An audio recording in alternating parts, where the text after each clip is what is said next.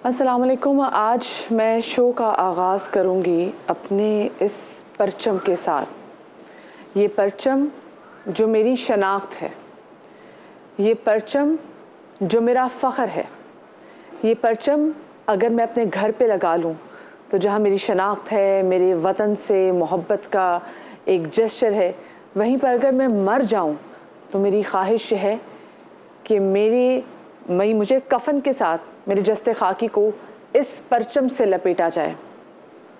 ये मेरी शनाख्त, मेरा फ़ख्र, मेरा एज़ाज़, ये मेरा परचम है। और इस परचम में दो रंग हैं, एक हरा, एक सफ़ेद।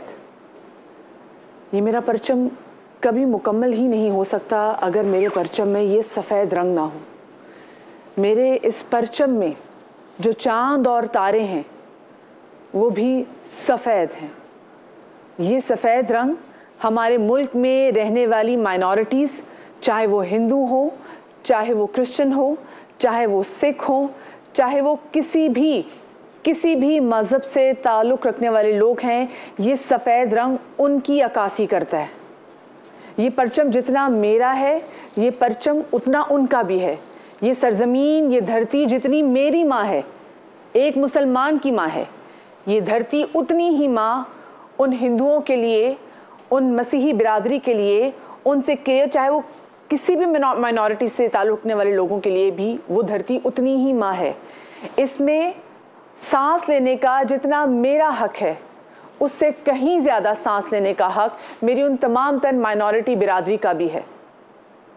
उनके लिए भी ये परचम उतना ही अजीज़ है, उनके लिए भी ये सरज़मीन उतनी ही अजीज़ है। लेकिन मेरा बहैसियत एक मुस्लिम सर झुक जाता है जब मैं अपने मुल्क में देखती हूँ कि कुछ शरपसंद अनासिर इसी परचम की तज़लील करते हुए, मेरे इस्लाम की तज़लील करते हुए, रसूल पाक सल्लल्लाहु अलैहि वसल्लम जो कि रहमतुल आलमीन है, मुसलमानों के लिए रहमतुल आलमीन ही है। इस कायनात में जो चीज़, जो ज़र्रा, जो मखलूक, चरिंद परिंद, तमाम तर लोगों के लिए वो मेरे नबी, वो रहमतुल आलमीन है। कौन लोग थे जिन्होंने जड़ावाला में ऐसे गिरजाघरों को आग लगा दी, उनकी तौहीन की? वहां पर रहने वाले मसीही बिरादरी के लिए जो कि ये सफ़ेद रंग, इसके बगैर मेरा परचम मुकम्मल ही नहीं है।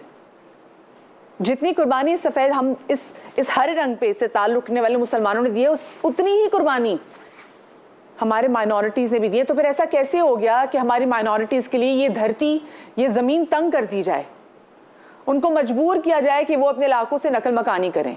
वो क्यों निकलें अपने इलाकों से, और क्यों तज़लील की जाए उनकी इबादत गाहों की? मैं मदीहा नकवी, मेरी टीम, मेरा पूरा चैनल हमारी मसीही बिरादरी के साथ खड़ा है जो इस वक्त निहायती तकलीफ़ और कर्ब से गुज़र रही है। ये न जाने कौन लोग हैं जो आ जाते हैं, मुट्ठी भर लोग हैं, आते हैं और उसके बाद फिर वतन अज़ीज़ का नाम जो है वो ऐसे ख़राब करने की कोशिश करते हैं। आप सोचें कि दुनिया भर में इस वक्त पाकिस्तान की क्या इमेज गई है इन लोगों की वजह से। ना ये आप लोग हैं, ना ये मैं हूँ। सोचें कौन लोग हैं जो आते हैं और आने के बाद जैसे तबाही मचाते हैं और अपने ही हम वतन बहन भाइयों का दिल कैसा दुखाते हैं, उनके लिए ज़मीन तंग करने की कोशिश करते हैं। ये हम लोग नहीं हैं, ये हम में से लोग नहीं हैं। इस दुआ के साथ कि हमारे मुल्क में रहने वाले तमाम तर लोग खैर व आफ़ियत से, प्रॉस्पेरिटी के साथ अपनी ज़िंदगी गुजारें। सिर्फ मुसलमान ही नहीं, ये सफ़ेद रंग से ताल्लुक़ रखने वाले जितनी हमारी माइनॉरिटीज़ हैं वो भी खैर व आफ़ियत से इस मुल्क में अपनी ज़िंदगी गुजारें। और वो कहते हैं ना कि खुदा करे कि मेरे एक भी हम वतन के लिए हयात जुर्म ना हो, ज़िंदगी वबाल ना हो। इस दुआ के साथ अपने शो का आगाज़ करूँगी और ये बात कि इस परचम के रखवाले आप और मैं हैं, इस मुल्क के रखवाले आप और मैं हैं। कोई भी शख्स जो इस सफ़ेद रंग को खून आलूद करना चाहे या इसको उखाड़ देना चाहे, उससे बड़ा मुल्क का दुश्मन कोई नहीं है। मेरे साथ इस वक्त मुफ्ती नवीद अब्बासी भी मौजूद हैं। अस्सलाम वालेकुम नवीद भाई। नवीद भाई, अपने टॉपिक पे तो आज के हम आएंगे, लेकिन मैं सबसे पहले बात करना चाहूँगी कि ये जो चांद तारा सफ़ेद रंग का है हमारे माइनॉरिटीज़ को जो डिपिक्ट करता है, जो रिफ्लेक्ट करता है, जब उसके साथ हम देखते हैं कि मुल्क में ये हो रहा है और जिस तरीके से मैं कहती हूँ उसको भी छोड़ दें, क्या इबादत गाहों को जलाना क्या जायज़ है? बिस्मिल्लाहिर्रहमानिर्रहीम। आपके जज्बात की तहसीन करते हुए मैं ये गुजारिश करना चाहता हूँ कि आपने जो सवाल किया कि इबादतगाह किसी की भी हो, इस्लामी नुक्ते नज़र से हालत जंग में भी उसको नुकसान नहीं पहुँचाया जा सकता। आप देखिए वो लोग जो हमारे मद्दे मुकाबला हैं, नबी अलैहिस्सलाम ने लश्कर रवाना फरमाया और उसको हिदायत ख़ुद सरकार दो आलम ने इरशाद फरमाई, और वो हिदायत क्या है? वो ये हैं कि रास्ते में तुम सब्ज़े को नुकसान ना पहुँचाना, दरख्तों को ना पहुँचाना, राहिब जो इस तरह की इबादतगाहों में मौजूद होते हैं उनको नुकसान ना पहुँचाना, औरतों को, बच्चों को और बुज़ुर्गों को नुकसान ना पहुँचाना। हाँ, वो लोग जो हालत जंग में तुम्हारे मुकाबले पर आए उनसे जंग करना। तो जो फ़रीक़े मुखालिफ की इबादतगाह है, हालत जंग में नबी अलैहिस्सलाम उसकी हिफाजत का दर्स दे रहे हैं, और हम ये करें कि जो ज़िम्मी काफिर होते हैं देखिए काफिरों की दो किस्में, एक हरबी है और एक ज़िम्मी। तो हरबियों के हवाले से मैंने बता दिया कि हालत जंग में भी हम उनकी इबादतगाह को नुकसान नहीं पहुंचा सकते। बिल्कुल। तो ज़िम्मी तो वो हैं जिनके हुकूक मुसलमानों की तरह हैं, जो नबी अकरम सल्लल्लाहु अलैहि वसल्लम के अता करदा फरामीन की रोशनी में उन हुकूक के हामिल हैं कि उनको नुकसान नहीं पहुंचाया जा सकता। जाहिर है कि ये पाकिस्तान में रहते हैं, पाकिस्तान का टैक्स पे करते हैं, सारे मामलात करते हैं, तो उनकी इबादतगाह को नुकसान पहुंचाना, उनकी जान को नुकसान पहुंचाना एक इंसान का कत्ल, पूरी इंसानियत का कत्ल है। तो ये सरासर जुल्म है, ज़्यादती है। हम इस वाक़े की मज़म्मत करते हुए मैं अरबाब इक़्तिदार से आपके चैनल के तवस्सुल से ये गुजारिश करना चाहता हूँ, और ये पाकिस्तान के तमाम उलमा की आवाज़ है कि जनाब इस वाक़े की गैर जानिबदाराना तहकीकात की जाएँ कि इसके असबाब क्या है। देखिए, मैं फिर गुजारिश करता हूँ कि कहीं अगर कोई तौहीन का वाक़या होता है तो हमारे यहाँ कानून मौजूद है, हम कानून के मुताबिक चलें, न ये कि हम जो है वो अपने हाथ में माचिस लेके आग लगाना शुरू कर दें। ये इंसानों के नहीं, जानवरों के मुआशरे में वो टैक्स वाली बात आपने की, मतलब जितने हम पाकिस्तानी हैं उतने वो पाकिस्तानी हैं। बिल्कुल ऐसा ही है। तो ये बात तो करना बहुत ही गैर मुनासिब है और जुल्म की जो है ना, हम कह सकते हैं कि डेफिनेशन के अंदर आ जाएगा। अच्छा जी, आज का जो हमारा टॉपिक है उस हवाले से बात करेंगे। आज हम बात कर रहे हैं नाफरमानी के हवाले से। मुफ्ती वसीम बंदगी साहब भी हमारे साथ मौजूद हैं, वो उन्होंने भी हमें ज्वाइन कर लिया। अस्सलाम वालेकुम जी। औलाद अल्लाह पाक की जानिब से एक ऐसा तोहफ़ा, एक ऐसी नेमत कि जिसके लिए तो अंबिया कराम भी खुदाए बुज़ुर्ग पर से दुआ करते थे कि अल्लाह पाक हमें साहिब औलाद बना। वो औलाद जिसको माँ इस दुनिया में लाने के लिए 9 महीने बड़ी मुश्किलात झेलती है, बड़ी तकलीफ़ से गुज़रती है, जिसको परवान चढ़ाने के लिए वही माँ और उसका बाप पूरे ज़माने से फ़ाइट करता है। मौसम की तंगी जैसी भी हो, उसके लिए बाप की कोशिश ये होती है कि ऐसा रोज़गार कमाए कि मेरे बच्चे का मुस्तकबिल अच्छा हो, अच्छे से अच्छा खाए, उसका मुस्तकबिल बहुत बेहतरीन हो। लेकिन जब हम देखते हैं कि वो औलाद जिसके लिए माँ बाप ने ज़िंदगी में इतनी तंगियाँ बर्दाश्त की होती हैं, माँ बाप अपना कभी कभी मैं अक्सर अपने आसपास ऐसे सर्कल में लोगों को जानती हूँ जो कि अपना घर इसीलिए नहीं बना सके कि उनको था नहीं, हमने अपने बच्चों की परवरिश तरबियत अच्छी करनी है, अच्छे से अच्छे स्कूल में बच्चे को भेजना है ताकि मेरे बच्चे का ना अच्छा करियर हो जाए, घर तो बन जाएगा।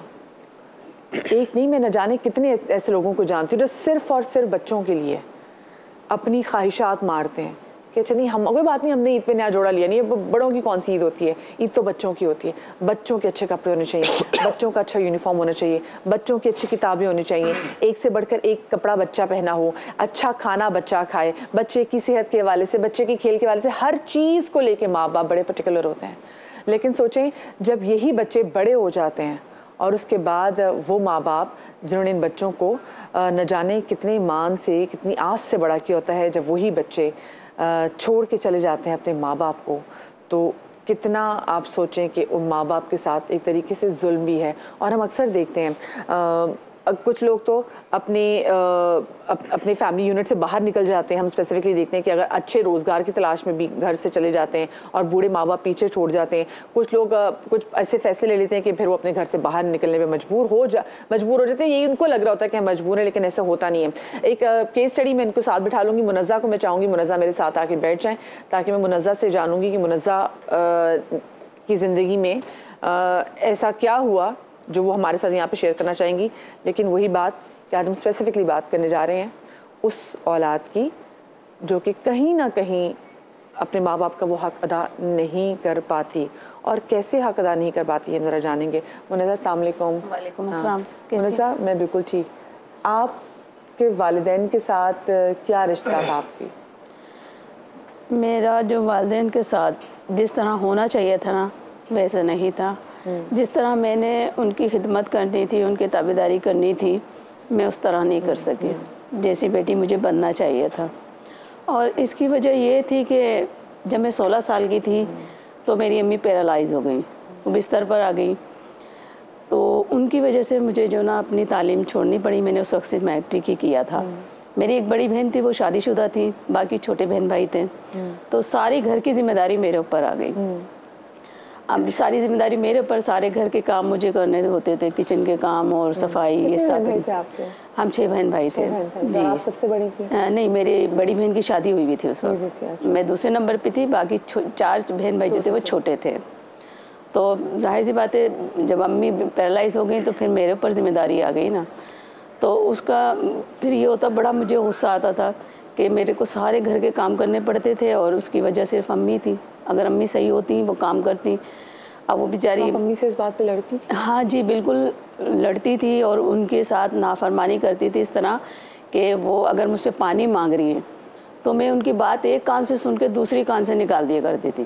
میں ان کی بات پہ توجہ ہی نہیں دے رہی, اپنے کام میں لگی ہوں, اور کام سے فارغ ہوں تو ڈائجسٹر پڑھنا شروع کر دیتی تھی. امی پہ توجہ نہیں دینی. انہیں بستر کے اوپر ہی کھانا دینا ہوتا تھا, ان کے پیمپر چینج کرنے پڑتے تھے.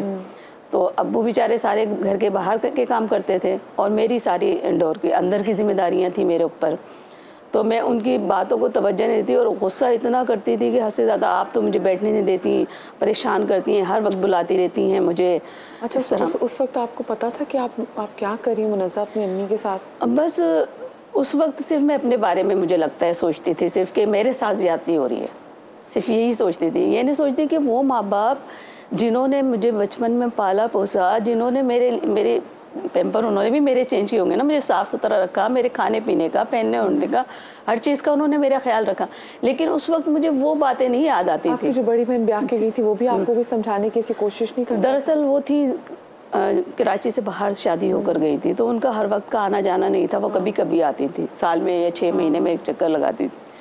اب وہ آتی تھی تو وہ اب کیا ہم اپنے دکھڑے لے کے ان کے سامنے بیٹھ جاتے تھے کہ امی کی وجہ سے میں اتنی پریشان رہتی ہوں, مجھے سارے کام کرنے پڑتے ہیں. وہ بیچاری ہماری سن کے وہ بھی خاموش ہو گئی تھی, پھر بھی اماں کا خیال رکھا کرو. لیکن اس بات کا احساس مجھے اس وقت ہوا جب میری اپنی شادی ہوئی. میں نے دیکھا کہ میری جو ساس تھیں وہ جوڑوں کی مریض تھیں, اکثر بیمار ہو جایا کرتی تھی. تو میری نندیں ان کی بہت خدمت کیا کرتی تھی. وہ اپنے اپنے گھروں میں تھی, لیکن بس ایک فون جاتا تھا کہ امی کی طبیعت سے ساری دوڑی بھاگی چلی آتی تھی. اور مجھے اس وقت ایسا, میں نے اپنی ماں کے ساتھ کیا میں نے تو بہت برا کیا. اس وقت مجھے بہت دکھ ہوتا تھا. پھر میں نے اپنی امی سے جا کر معافی بھی مانگتی تھی. امی کہتی نہیں ایسی کوئی بات نہیں, میں نے تو تمہیں معاف کیا, تو میری اولاد ہو, اولاد ہے. ماں اپنی اولاد سے ناراض تھوڑی رہ سکتی ہے, وہ نہ کبھی وہ بد دعا دیتی ہے اولاد کو. لیکن مجھے آج تک اس بات کی گلٹی ہے کہ میں نے اپنی ماں کے ساتھ صحیح نہیں کیا, ایسا نہیں کرنا چاہیے تھا. کتنا ٹائم تھا منزہ جو آپ نے اپنی والدہ کے ساتھ گزارا؟ ماں کے ساتھ تقریباً میں نے 5 سال تک گزارے ہوں گے. 5 سال گزارے جی. تو آپ ڈے 1 سے ایسی مطلب آپ کا رویہ امی کے ساتھ ایسا ہی تھا؟ مجھے یہ تھا کہ میں آگے پڑھنا چاہتی تھی, اور میری پڑھائی چھوٹ گئی تھی. اور پھر یہ تھا کہ ظاہر سی بات ہے لڑکیاں اس ایج میں ہوتی ہیں نا, تو وہ کہاں اتنے کام ذمہ داریاں نبھا سکتی ہیں. زیادہ سے زیادہ تھوڑا بہت صفائی کر لیں گی گھر کی, کھانا پکانا, پھر چھوٹے بہن بھائیوں کی دیکھ بھال کرنا, ان کا خیال رکھنا, اسکول تیار کر کے بھیجنا. پھر وہ اسکول سے آتے تھے تو ان کو کھانا بھی دینا، یہ ساری ذمہ داریاں ون ٹو آل جو ماں کو کرنی چاہیے تھی وہ میرے اوپر آ گئی تھی. اور مجھے اندر ہی اندر بس یہ غصہ ہوتا تھا یہ سارا صرف امی کی وجہ سے ہو رہا ہے، کہ اگر وہ صحیح ہوتی تو مجھ پر اتنی ذمہ داری نہیں ہوتی، میں بھی پڑھائی بھی کر رہی ہوتی اور میں اپنا بھی خیال رکھ رہی ہوتی، اس میں مجھے اپنے لیے کچھ بھی نہیں. اگر دیکھا جائے نا تو اس بات کے دو پہلو ہیں. چلیں ٹھیک ہے وہ نافرمانی کے زمرے میں آ جاتا ہے، لیکن ان کا نفسیاتی پہلو بھی ہے کہ ایک 16 سال کی لڑکی جب ان پہ ایک دم سے ایسے ذمہ داریاں پڑ گئیں تو وہ عمر بھی کچھ ایسی ہوتی ہے. ہم لڑکے لڑکیوں میں دیکھتے ہیں کہ وہ ایک بڑا ریبیلیس ٹائپ بھی وہ چلے جاتے ہیں، تو ان کے ساتھ بھی کچھ ایسا ہی ہوا. لیکن وہی بات کہ اس سے تو انکار نہیں، اور وہ اب آج خود بھی شرمندہ ہے کہ وہ اپنی والدہ کا ویسے خیال نہیں رکھتی. تو ایسے کتنے لوگوں کو ہم جانتے وسیم بھائی جو نہیں خیال رکھ پاتے؟ اعوذ باللہ من الشیطان الرجیم، بسم اللہ الرحمن الرحیم. وقضى ربك الا تعبدوا الا اياه وبالوالدین احسانا. صدق اللہ العظیم. بہت شکریہ. لیکن بہن نے جو ابھی اپنی بات بتائی، جو انہوں نے گفتگو کی، اس سے تو یہ لگ رہا ہے کہ یہ ان سے جو غلطی ہوئی ہے یہ نادانی میں ہوئی ہے. اصل میں غلطی کے دو پہلو ہیں. ایک ہے کہ آپ جان بوجھ کر والدین کی نافرمانی کرتے ہیں، اور ایک یہ ہے کہ آپ جان بوجھ کے تو نہیں کرتے لیکن آپ سے نادانی میں ایسا ہو جاتا ہے، اور پھر بعد میں آپ کو اس پر جب دوسروں کو آپ نے دیکھا کہ اچھا وہ اپنے والدین کی ایسی خدمت کر رہے ہیں تو آپ کو خود گلٹی محسوس ہونے لگا کہ مجھے بھی اپنے والدین کے ساتھ ایسا کرنا چاہیے تھا.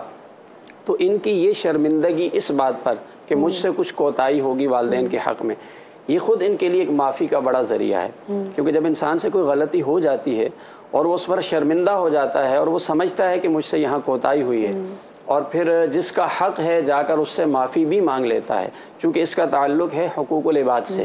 کچھ حقوق وہ ہوتے ہیں جو حقوق اللہ ہیں اور کچھ بندوں کے حقوق ہیں، اور بندوں کے حقوق میں اللہ نے سب سے بڑا حق والدین کا رکھا ہوا ہے. بالکل. اب چونکہ والدین کا یہ حق تھا کہ یہ ان کی فرما برداری میں تابعداری میں رہیں، لیکن انہوں نے خود جا کر جب اپنی والدہ سے یہ کہا کہ مجھے یہ محسوس ہو رہا ہے کہ شاید میں نے آپ کے ساتھ کوئی کوتاہی کی ہے، تو یہ خود ایک معافی کا ذریعہ ہو گیا. اور پھر والدہ کا دیکھیں جو دل خوش ہوا کہ اگر اولاد نافرمان ہو تو کیا ایسی کوئی تسبیح ہے جو ہم پڑھ سکتے ہیں کہ ہماری اولاد ایک طرح سے جو نافرمان ہو رہی وہ ریورٹ بیک کرے؟ بسم اللہ الرحمن الرحیم. ایک تو میں آپ کے اس پروگرام پر اور دیگر جو اس طرح کے آپ لوگ بلاتی ہیں، ایک ہے ہمارا گفتگو کرنا اور ایک ہے کسی آدمی کا شریک ہو کے اپنے دکھ کا اظہار کرنا کہ میں نے یہ کیا ہے، تو اس سے معاشرے کو بہت زیادہ سیکھنے کو ملتا ہے. تو اس پر آپ کو، آپ کی ٹیم کو، سما کو مبارکباد پیش کرتا ہوں کہ یہ اصلاح کا بہت اچھا کام ہے. باقی جو آپ نے کہا کہ اگر اولاد جو سوال آیا نافرمان ہو اور وہ اس کا ازالہ کیسے کریں، تو دیکھیے ماں باپ اگر زندہ ہوں تو زندگی میں تو سب سے بڑا وظیفہ یہ ہے کہ وہ جا کے ان سے معافی طلب کریں اور ان کی خدمت کر کے ان کا دل خوش کر کے ان کو راضی کر لیں. تو سبحان اللہ یہ تو ایک عملی وظیفہ ہو گیا. لیکن اگر ماں باپ میں سے دونوں یا دونوں میں سے ایک انتقال کر گیا اور ہم نے ان کی نافرمانی کی ہے تو اب کیا کرنا چاہیے؟ اب نبی علیہ السلام کا فرمان ہمارے سامنے ہے، حدیث حسن ہے.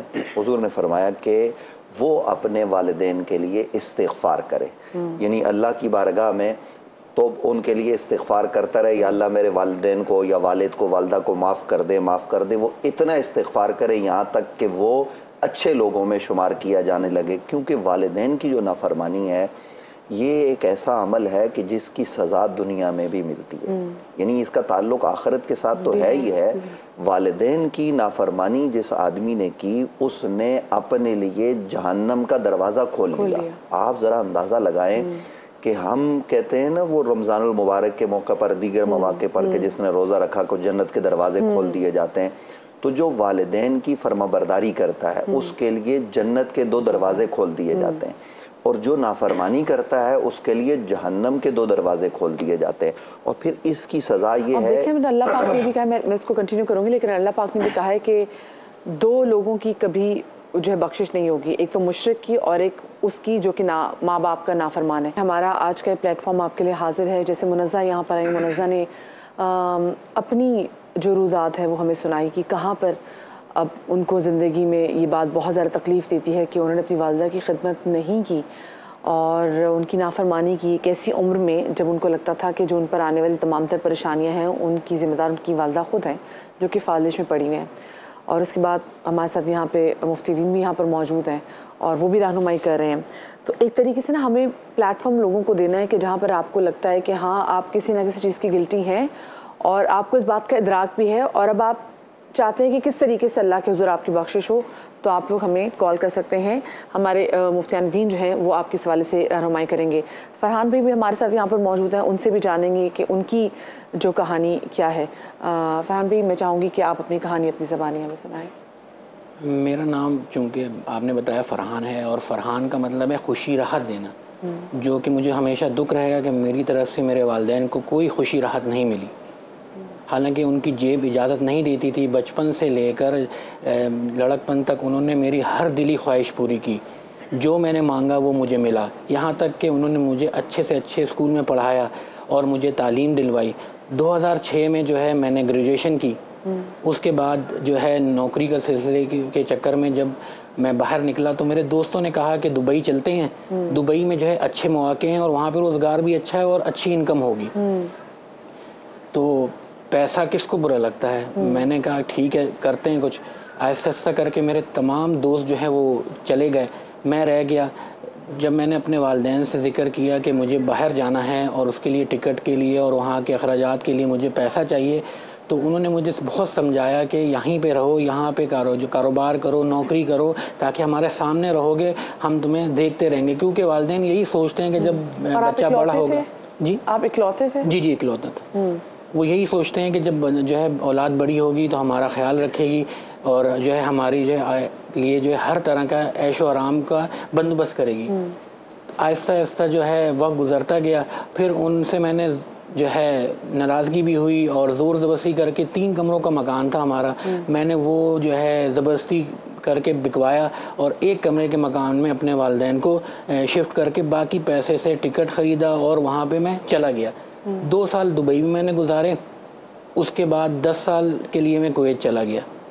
اسی دوران وہاں پہ ایک فیملی تھی جہاں وہ ان کے ساتھ جو ہے تعلقات بڑھے اور پھر وہیں پہ میری شادی ہوئی.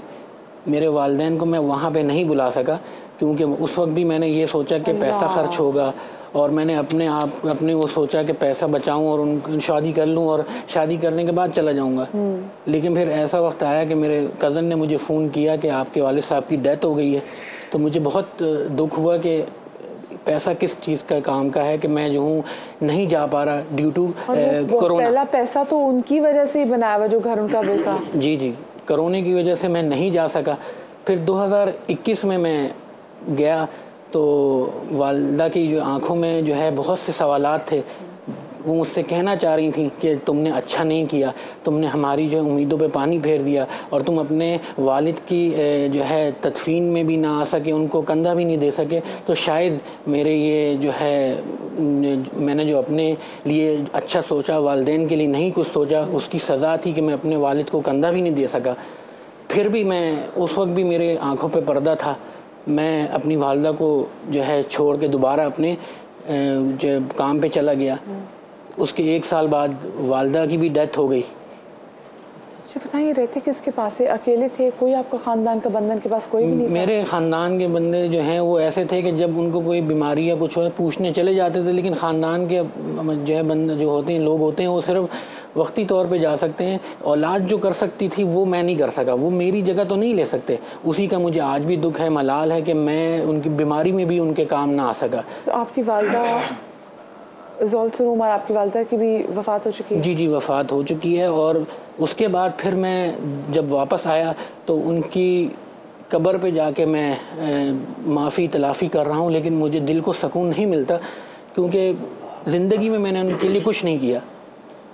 اور اب پتہ نہیں میرے والدین مجھے معاف کریں گے کہ نہیں کریں گے, میں یہی سوچ رہا ہوں. اور خالی 1 کمرے کے مکان کو جب میں دیکھتا ہوں تو میں یہی سوچتا ہوں کہ زندگی میں نے اپنے والدین سے معافی نہیں مانگی تو شاید مجھے وہ اب معاف کر دیں, جس کی ندامت مجھے ساری زندگی رہے گی. میں اگر دیکھا جائے تو بہت بڑی تکلیف دہ بات ہے کہ ماں باپ نے ایک اکلوتا بیٹا گھر بیچ کے باہر چلا گیا, ماں باپ پیچھے اکیلے. باپ کی ڈیتھ ہوئی کووڈ کے ٹائم میں, بیٹا نہیں آ سکا. اور جب آپ کی اولاد ہوتی تو آپ کے ذہن میں، اور اسپیشلی بیٹے ہوتے ہیں نا، تو چاہے ماں ہو یا باپ ہو، تو آپ کو ہوتا ہے کہ مجھے میرے جنازے کو نا کندھا دینے والا آ گیا. لیکن جب وہی بیٹا نہ ہو، پھر آپ کی خوشی میں شریک نہیں ہوئے، اور پھر والدہ بھی دنیا سے رخصت ہو گئیں، اور وہ اولاد کا سکھ ان کو نہیں ملا، جیسے انہوں نے خود کہا کہ میرے نام کا مطلب یہ ہے. دیکھیں، ایک دو باتیں ہیں جو میں یہاں پہ ضروری سمجھتا ہوں. ایک تو انہوں نے کہا کہ میں باہر چلا گیا. اچھا، اکثر لوگ یہ کہتے ہیں کہ بھائی وہ کام کی وجہ سے جا رہے ہیں، پیسے کی وجہ سے، لیکن والدین منع کر رہے ہوتے ہیں. نبی علیہ السلام کے پاس ایک شخص آیا، اس نے کہا میں جہاد میں جانا چاہتا ہوں. اب جہاد تو مال کمانا نہیں تھا، وہ تو جہاد تو اللہ کی رضا کے لیے تھا، شہادت کے لیے تھا. اور شہید زندہ ہوتا ہے. ایک اتنا بڑا عظیم کام کرنے کے لیے ایک شخص جانا چاہ رہا ہے. نبی علیہ السلام نے فرمایا کہ تمہارے والدین کی خدمت کرنے والا کوئی ہے، انہیں دیکھنے والا کوئی ہے؟ اس نے کہا نہیں ہے. تو پیارے آقا علیہ السلام نے فرمایا کہ تم جاؤ اپنی والدہ کی خدمت کرو، یہ تمہارا جہاد ہے. تو اس لیے وہ تمام لوگ جو بالخصوص اپنے کام کا بہانہ بنا کر والدین کو چھوڑتے ہیں، ان کے لیے یہ میسج ہے، جہاد سے افضل کوئی کام نہیں تھا. پیارے آقا علیہ السلام نے منع فرمایا. دوسری بات یہ ہے کہ آپ کتنا بھی اچھا عمل کر لیں، یہ دین اسلام کی ایک بہت ہی بنیادی بات ہے سمجھنے کی. آپ بڑے متقی پرہیزگار بن جائیں، آپ حج کر لیں، آپ عمرے کر لیں، آپ نمازیں پڑھیں، لیکن بلکہ میں یوں کہوں وقت کے ولی اللہ بن جائیں، لیکن والدین کے بارے میں اگر آپ سے کوتاہی ہے تو آپ آزمائش میں آ جائیں گے، آپ پکڑے جائیں گے. ایک چھوٹی سی مثال میں دیتا ہوں. حضرت جریج یہ بنی اسرائیل کے بہت بڑے ولی ہیں، اور اتنے بڑے ولی ہیں کہ پیارے آقا علیہ السلام نے فرمایا ان پر جب الزام لگا تو گود کے بچے نے ان کے حق میں گواہی دی تھی. اس سے زیادہ صداقت کیا ہو سکتی ہے؟ ایک ایسا شخص کہ جس کی گواہی کے لیے گود کا بچہ بول پڑتا ہے کہ ان پر الزام ہے. وہ نماز پڑھ رہے تھے، ان کی والدہ بلانے آ گئی، تو انہوں نے نماز کے دوران یہ کہا کہ یا اللہ میں نماز میں کھڑا ہوں، ادھر آؤں تیری طرف یا والدہ کی طرف جاؤں؟ تو فیصلہ یہ کیا کہ میں نماز ہی پڑھتا ہوں. ایک بار، دو بار، تین بار ایسا ہوا تو والدہ کے دل کو رنج ہوا. پیارے آقا علیہ السلام فرماتے ہیں کہ والدہ نے کہا کہ اے جریج، اس وقت تک اللہ تجھے موت نہ دے جب تک تو کسی بڑی آزمائش میں مبتلا نہ ہو. اس علاقے کی ایک فاحشہ عورت تھی، اس نے لوگوں سے کہا میں تمہیں بتاتی ہوں کہ حضرت جریج کو جو تم اتنا بڑا ولی اللہ سمجھتے ہو، یہ کیسا شخص ہے. اس نے غلط کام کیا، اس کا بچہ پیدا ہوا. لوگوں نے پوچھا یہ بچہ کس کا ہے؟ اس نے کہا یہ جریج کا بچہ ہے. اب لوگوں نے جا کے اس کا گرجا گرا دیا، اور اس کے بعد لوگ اسے پکڑ کر لے آئے. اس نے پوچھا کیا معاملہ کیا ہے؟ کہا کہ تم اتنے بڑے ولی اللہ کہلاتے ہو اور ایک عورت کے ساتھ اتنا غلط کام کیا. اس نے کہا مجھے اس کے سامنے لے چلو. جب اس عورت کے سامنے لے گئے تو اس عورت نے الزام لگایا کہ انہوں نے میرے ساتھ کچھ غلط کیا ہے اور یہ بچہ ان کا ہے. تو آپ نے اس بچے کی طرف اشارہ کیا، کہا کہ بتاؤ تمہارے والد کون ہیں؟ تو وہ بچہ ان کے لیے بول پڑا. یعنی اتنے بڑے ولی اللہ لیکن آزمائش میں آگے. کیوں آگے؟ کیونکہ انہوں نے والدہ کی بات کو نہ مانا. اچھا اب یہاں بھی ایک پہلو آپ دیکھیں کہ والدہ انہیں کس کام کا کہہ رہی ہیں اور وہ کیا کر رہے ہیں. وہ ایک نیک کام کر رہے تھے، وہ نماز پڑھ رہے تھے، نفل نماز پڑھ رہے ہیں، لیکن وہ نفل نماز پڑھنے سے بھی افضل یہ تھا کہ وہ والدہ کی بات مان لیتے ہیں. لیکن جو لوگ اپنے والدین کی بات کو چھوڑتے ہیں یہ ان کے لیے بہت بڑی تکلیف کا سبب ہے. اچھا اب ان کا ایک آخری مسئلہ، چونکہ اب ان سے ایسا ہو گیا، یہ سامنے بیٹھے ایسے بہت سارے لوگ ہوتے ہیں، میں اس کا ایک حل بتاتا ہوں. نبی علیہ السلام کا فرمان ہے کہ جب کسی کے والدین دنیا سے چلے جاتے ہیں، اب انہیں ملال ہے کہ میں ان کی خدمت نہ کر سکا، انہیں راضی نہ کر سکا. پہلی بات تو یہ ہے کہ یہ پہلا اسٹیپ ان کا کہ خود ملال کا پیدا ہونا یہ بھی اللہ کی توفیق سے ہے. کیونکہ ہو سکتا ہے کہ ساری زندگی کوئی نافرمانی پر رہے اور پھر ایسے دنیا سے چلا جائے، تو دل میں یہ خیال آ جانا یہ بھی اللہ کا رحم اور کرم ہے ان کے اوپر. اب ان کا طریقہ کیا ہوگا، اور ایسے تمام لوگوں کا جن کے والدین دنیا سے چلے گئے انہیں ملال ہے، ان کے لیے نبی علیہ السلام نے فرمایا پہلا کام یہ کیا کریں کہ ان کے لیے دعائے مغفرت کریں. ان کے لیے جب دعا کریں گے یہ بھی ان کے والدین کی رضامندی کا سبب ہوگا. دوسرا کام یہ کرنا ہے کہ ان کے جتنے بھی رشتہ دار ہیں والدین کے، ان رشتہ داروں کے ساتھ آقا علیہ السلام نے فرمایا حسن سلوک کرو، اور بالخصوص ان کے جو دوست احباب ہیں ان کی عزت احترام کرو، اور جن کاموں کو تمہارے والدین پسند کرتے تھے وہ کام کرو. اب اگر کوئی شخص والدین کے مرنے کے بعد بھی یہ عمل کرتا ہے تو اللہ تعالیٰ کی ذات سے امید ہے کہ یہ والدین کے راضی ہونے کا سبب ہوگا. لیکن نوید بھائی مجھے بتائیں کہ کیا والدین اگر اس دنیا سے چلے جائیں، تکلیف میں جائیں، تنہائی میں جائیں، کیونکہ بہت سارے میں سے پیرنٹس کو دیکھتی ہوں جن کے بچے اپنا اچھا روزگار کمانے کے لیے وطن چھوڑ کے چلے جاتے ہیں، ماں باپ پیچھے سے یا تو سرونٹس کے پاس یا بالکل اکیلے تنہائی میں اپنا ٹائم گزارتے ہیں، وہ ٹائم جس میں ان کو بچوں کی سب سے ضرورت ہوتی ہے. وہ دنیا سے رخصت ہو جاتے ہیں دل میں ملال لیے کہ آپ نے ان کے ساتھ اچھا سلوک نہیں کیا. تو کیا مرنے کے بعد وہ بچوں کو معاف کر سکتے ہیں؟ دیکھیے جو آپ نے سوال کیا کہ ایک تو یہ بات ہمیں ذہن میں رکھنی چاہیے کہ اللہ اور رسول کی اطاعت کے بعد سب سے بڑی نیکی والدین کی اطاعت ہے، بے شک، اور شرک کے بعد سب سے بڑا گناہ ماں باپ کی نافرمانی ہے. جیسے حضرت نے آیت پڑھی وَقَضَىٰ رَبُّكَ أَلَّا تَعْبُدُوا إِلَّا إِيَّاهُ وَبِالْوَالِدَيْنِ إِحْسَانًا إِمَّا يَبْلُغَنَّ عِندَكَ الْكِبَرَ أَحَدُهُمَا أَوْ كِلَاهُمَا فَلَا تَقُل لَّهُمَا أُفٍّ وَلَا تَنْهَرْهُمَا وَقُل لَّهُمَا قَوْلًا كَرِيمًا. یعنی ہم ماں باپ کو بڑھاپے میں پائیں، دونوں کو یا ایک کو، تو ان سے اف بھی نہ کہیں. اس پر ہمارے علماء نے یہ بات بھی کی ہے کہ بچہ اگر سارا دن کام کاج کر کے آتا ہے نا گھر میں، تو وہ جو شام کو آتا ہے تھکاوٹ کی وجہ سے کہتا ہے ہائے میں بڑا تھک گیا، یہ ہوتا ہے. یعنی آپ بھی یہاں سے جائیں گی، کبھی تھکاوٹ ہوتی ہے تو آدمی گھر میں، تو ماں اور باپ اگر بوڑھے ہوں تو ان کے سامنے اس تھکاوٹ کا بھی اظہار نہ کیا جائے، کیونکہ اس سے بھی بچے کی محبت دل میں جاگتی ہے اور ان کو تکلیف ہوتی ہے. بچہ بھلے 60 سال کا ہو جائے، ماں کے لیے وہ بچہ ہی ہوتا ہے. کتنی آپ نے بڑی بات کی، ہم تو خیال ہی نہیں رکھتے اس بات کا. یہ بھی نہیں کرنا چاہیے. اس پر بھی یہ ہمارے مفسرین گئے، وگرنہ اوں تو تڑا یہ تو بالکل ہی نہیں کرنا ماں باپ کے سامنے. اور جب بھی ان سے بات کریں اور ان کے لیے ہم دعائیں کریں کہ اللہ جیسے انہوں نے بچپن میں ہمارے ساتھ رحم والا معاملہ کیا، تو ان کے ساتھ رحم اور کرم والا معاملہ فرما، کما ربیانی صغیرہ. اب جو آپ نے کہا کہ جو دنیا سے چلا جائے تو ہمیں کیا وہ معاف کرنے کا اختیار ہے؟ دیکھیے معاف تو دنیا میں بھی کیا جا سکتا ہے. دنیا سے جانے کے بعد جب قبر میں چلے جاتے ہیں تو اگر بچہ ماں باپ کے لیے استغفار کرتا ہے برابر، جیسے حضرت نے بھی بتایا، اور اس کے جو دوست و احباب ہیں ان کے ساتھ حسن سلوک کرتا ہے، پیار اور محبت سے رہتا ہے، ماں باپ کی قبر پر برابر حاضری دیتا رہتا ہے، وہاں بھی استغفار کرتا ہے، تو اللہ سے یہ امید ہے کہ رب العالمین اس کے اس گناہ کو معاف فرما دے گا. کوئکلی میں کال لیتی ہوں. سمیلہ ہمارے ساتھ کراچی سے. السلام علیکم جی. وعلیکم السلام، کیسی ہیں مدیہ؟ ہیلو. ہیلو، السلام علیکم. میں اللہ کا شکر ٹھیک. سب سے پہلے تو میں آپ کو مبارک سمیلہ جی پلیز اپنے ٹی وی کی آواز بند کر لیجئے. جی بند ہے میرا ٹی وی، بند ہے، آواز بالکل بند کی ہوئی ہے میں نے. جی جی کہیے سمیلہ. میں بات کرنا چاہ رہی تھی کہ آپ بہت اچھا پروگرام کر رہی ہیں، بہت اچھا آپ نے موضوع لیا ہے. ادھر صرف میں ایک بات یہ کرنا چاہتی ہوں کہ لوگ کہتے ہیں ہمارے والدین مر گئے، ان کے مرنے کے بعد ہمیں احساس ہوا کہ ہم نے کیا کچھ ان کے ساتھ کیا ہے.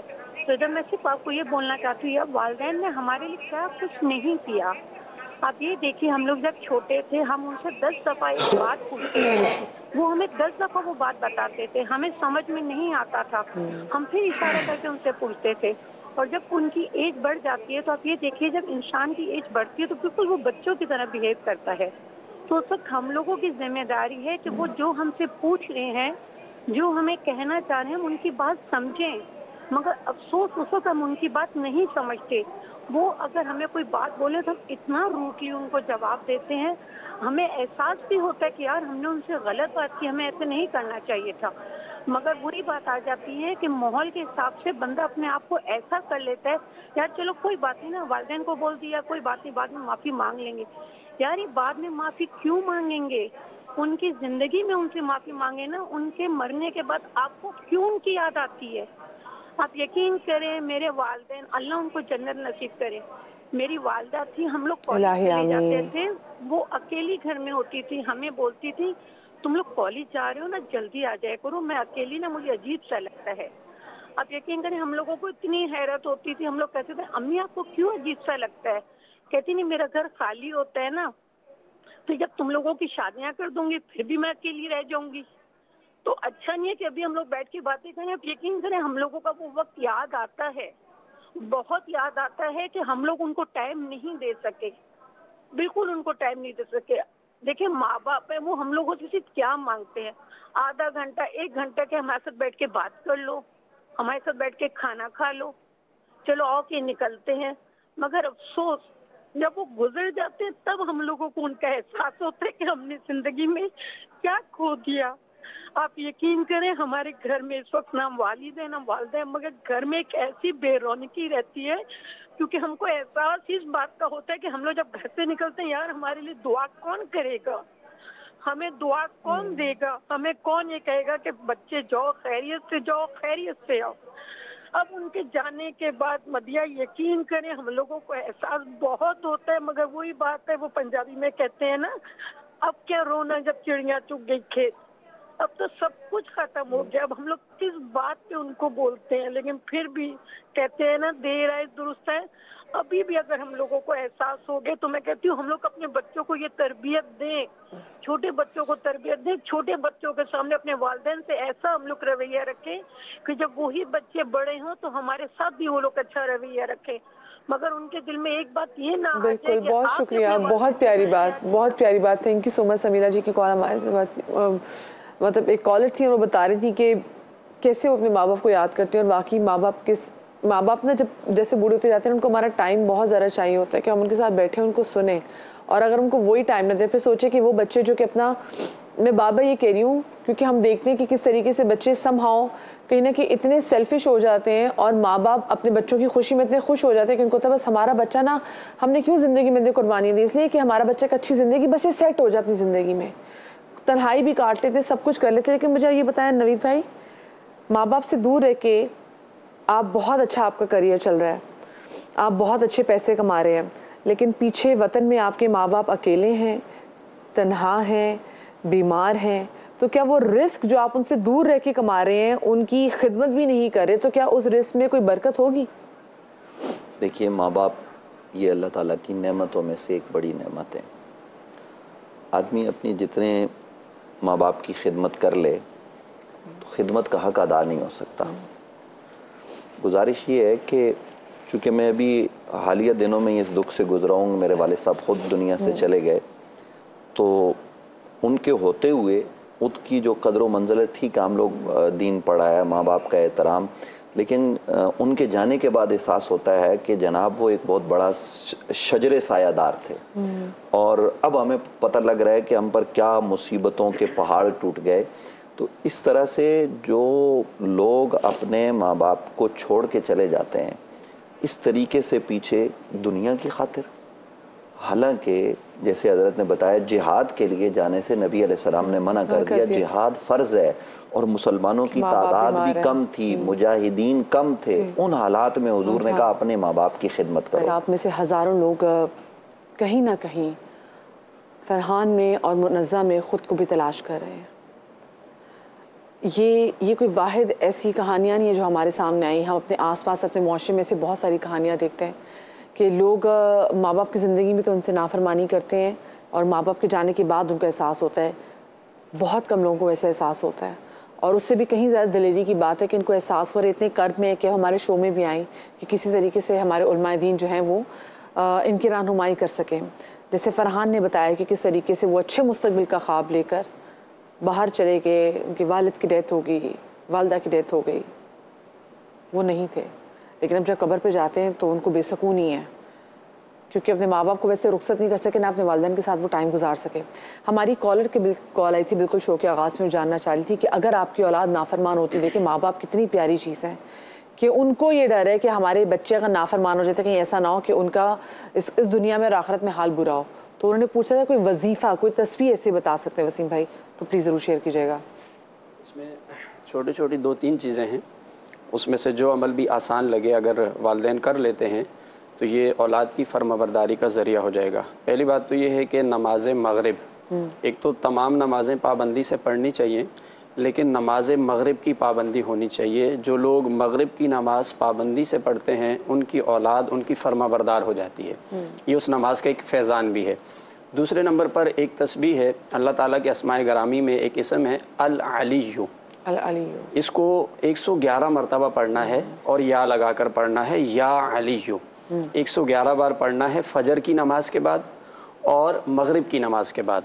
और 111 का हिस्सा है जी, 111 का हिस्सा है, फजर में पढ़ लें और मगरिब में पढ़ लें 111 बार, अव्वल आखिर 3 मरतबा दुरूद शरीफ पढ़ें, तो इंशाअल्लाह ताला इससे भी औलाद फर्मा बरदार हो जाएगी। और एक तीसरी चीज़ ये है, कुरान पाक की एक सूरत है सूरतुल क़द्र, जो आखिरी 30वें पारे में है, इन्ना अंज़लनाहु फ़ी लैलतिल क़द्र। ये सूरह मुबारक जो है फजर की नमाज के बाद 1 मरतबा पढ़ ली जाए और इशा की नमाज के बाद 7 मरतबा पढ़ ली जाए। جو والدین یہ معمول بنا لیں کہ فجر کی نماز پڑھیں اور ایک بار سورہ قدر تلاوت کر لیں، چھوٹی سی صورت ہے یہ، اور عشاء کی نماز کے بعد 7 مرتبہ پڑھ لیں، تو یہ بھی وہ چیز ہے کہ جس سے ان کی اولاد ان کی فرما بردار ہو جائے گی۔ تو یہ تینوں چیزیں، اس میں سے کوئی بھی چیز کو اپنا لیا جائے۔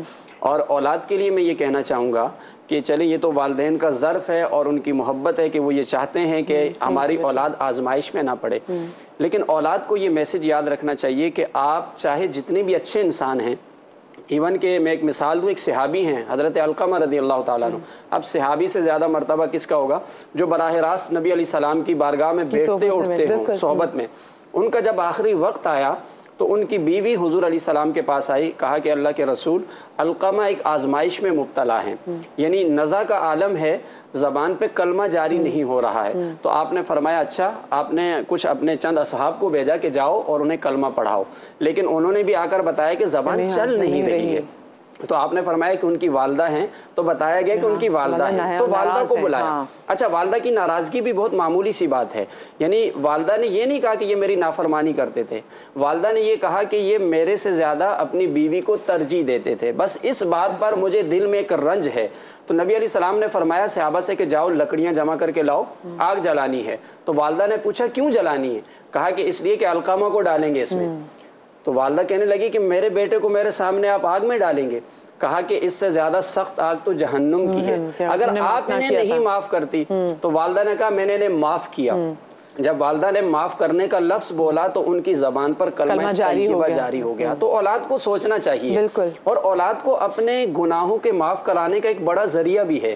انسان سے غلطیاں ہوتی ہیں، گناہ ہوتے ہیں، میں یہاں یہ بھی میسج دوں کہ اگر آپ یہ چاہتے ہیں کہ آپ کے گناہوں کی معافی کا کوئی ذریعہ بنے، کوئی وسیلہ بنے، تو اس میں بھی والدین کی خدمت سے آپ کے گناہ معاف ہو سکتے ہیں۔ ایسے گناہ شاید جس کی معافی کا کوئی ذریعہ نہ ہو۔ اور آپ کے رزق میں بھی تو برکت دیتے ہیں۔ تو نوید بھائی، آپ اس میں کیا ایڈ کرنا چاہیں گی کہ ایسے کون سے اعمال ہیں جو کہ ماں باپ بھی کر سکتے ہیں کہ اولاد نیک اور صالح ہے؟ کیونکہ آج کل کے ماں باپ کے لیے یہ بات بڑی چیلنجنگ ہے۔ دوسری جانب اس سوال میں ایک اور چیز ایڈ بھی کروں گی، with the passage of time جب ماں باپ ضعیف ہو جاتے ہیں، بوڑھے ہو جاتے ہیں، تو بہت سارے میں ہم دیکھتے ہیں کہ کیونکہ آف کورس ہم سب کوئی بہت مکمل انسان تو نہیں ہے، ماں باپ سے بھی غلطیاں ہوتی ہیں، کہیں کہیں ماں باپ بہت زیادہ ایبیوسو ہو جاتے ہیں، اگر اپنے اولاد کے لیے نہیں تو جو اپنے آس پاس رہنے والے لوگ ہیں ان کے لیے بھی۔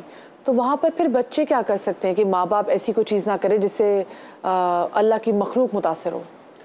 دیکھیے، ایک تو وظائف کے باب میں جیسے حضرت نے کہا، میں عرض کروں کہ قرآن مجید فرقان حمید میں سیدنا حضرت ابراہیم علیہ السلام کی دعا موجود ہے، رب اجعلنی مقیم الصلاۃ ومن ذریتی ربنا وتقبل دعا۔ ایک تو والدین اولاد کے لیے دعا کریں، اور پھر اولاد ماں باپ کے لیے دعا کرے، ربنا اغفر لی ولوالدی وللمؤمنین یوم یقوم الحساب۔ اس وظیفے کا کوئی ٹائم نہیں ہے، آپ باوضو ہو کر 2 رکعت نفل پڑھ کے یا فرائض کے بعد اللہ کی بارگاہ میں قبلہ رخ ہاتھ اٹھا کر دعا کریں۔ اور میں ایک بڑا اہم وظیفہ یہاں قوم کی نظر کرنا چاہتا ہوں، ہمارے سننے والے جو ہیں وہ ان کی، کہ لوگ چاہتے ہیں، ماں باپ چاہتے ہیں کہ اولاد اچھی ہو جائے، اولاد چاہتی ہے ماں باپ کے جانے کے بعد کہ اللہ ان پر رحم کرے، مجھ سے جو کوتاہیاں ہو گئی ہیں۔ تو ناد علی ایک ایسی چیز ہے جس کو جب آپ پڑھیں گے اللہ رب العالمین اس کی وجہ سے آپ پر جس جائز کام کے لیے پڑھیں کرم فرما دیتا ہے، اور یہ مجرب ہے، اور یہ کوئی مشکل نہیں ہے۔ ناد علی ان مزار العجائب تجد عون اللہ کا فی النوائب کل ہم وغم سینجلی بعظمتک یا اللہ بنبوتک یا محمد بولایتک یا علی یا علی یا علی۔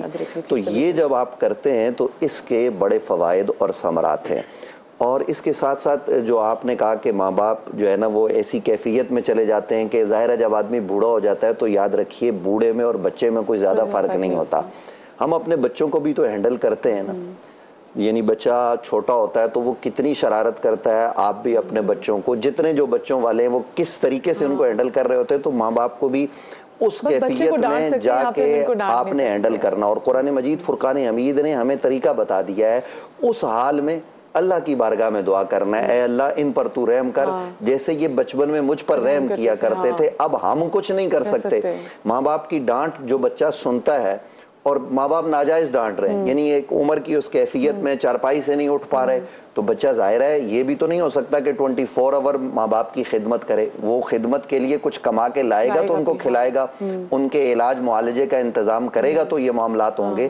لیکن یہاں پر وہ یہ کہ دعا کرے اللہ کی بارگاہ میں، اللہ میرے ماں باپ پر رحم فرما، کرم فرما۔ اور جو سب سے بڑا ظلم ہو رہا ہے معاشرے میں، یہ جو ہم پروگرام کر رہے ہیں، میں آپ کو مبارکباد بارے دیگر پیش کرتا ہوں سما کو کہ ہم تو یہ قوم کی خدمت کر رہے ہیں، آپ قوم کی خدمت کر رہی ہیں۔ اس وقت اولڈ ایج ہوم قائم ہو رہے ہیں اور ماں باپ کو جا کر پھینکا جا رہا ہے، ماں باپ کا مہینوں پتہ نہیں کیا جا رہا، ان کا کوئی پرسان حال نہیں ہے۔ ایسے بچے دیکھیں، سوچیں کہ ان کے ساتھ پھر مستقبل میں کیا ہوگا۔ میں نے اولڈ ایج وہاں سے جب شو کیے ہوئے تو پہلے مجھے لگتا تھا کہ وہ لوگ یہاں پر آتے ہیں جن کے شاید بچے چلے گئے اس دنیا سے، جن کا شاید کوئی اولاد تھی نہیں، لیکن پھر وہاں جا کے پتہ چلتا ہے کہ یہاں تو ایسے لوگ ہیں جن کے بچے اچھے امیر ہیں، باہر کے ممالک میں رہ رہے ہیں، لیکن ہاں ایک ماں یا باپ سنبھالا نہیں جا رہا، اس وجہ سے یہاں پر موجود ہیں۔ ارسلان ہمارے ساتھ کالر ہیں کراچی سے، السلام علیکم جی۔ وعلیکم السلام، بہت اچھا شو آپ نے آج کیا اور بڑے غور سے میں بیٹھ کر دیکھ رہا ہوں۔ ایک کفارہ ہے میرے دل کے اندر، ایک بات ہے جو میں کہنا چاہتا ہوں۔ والد جو ہیں وہ میرے دنیا کے اندر نہیں ہیں اور ان کا انتقال ہو چکا ہے 2003 میں۔ تو ایک دفعہ ایسا ہوا کہ جو والد کا جو رجحان تھا اور ان کی جو توجہ تھی وہ میرے بڑے بھائی کی طرف زیادہ تھی، وہ ہمیشہ اس کو سپورٹ کرتے تھے غلط میں اور صحیح میں، اور اس کی وجہ یہ تھی کہ وہ ان کے ساتھ ان کے کاروبار میں شامل تھا، ان کے ساتھ وہ جاتا تھا صبح سے لے کر شام تک، جبکہ مجھے لگتا تھا کہ وہ کاروبار میرے مزاج کے مطابق نہیں ہے۔